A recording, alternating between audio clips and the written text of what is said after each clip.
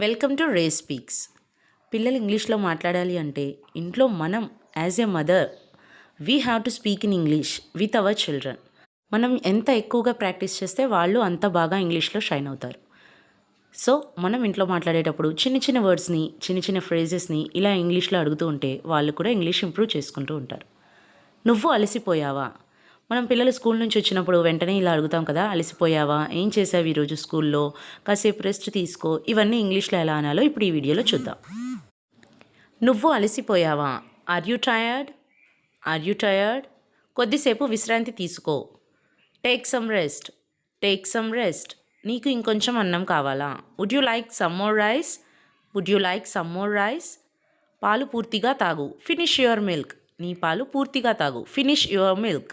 ఈరోజు బయట ఆడుకో. Go and play outside today.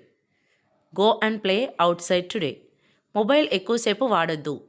Don't use your phone for two long. Don't use your phone for two long.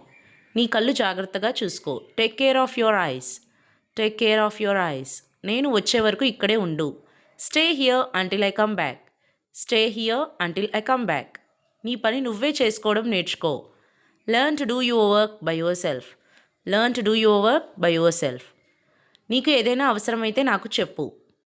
Tell me if you need anything. Tell me if you need anything. Do practice these sentences in your daily life.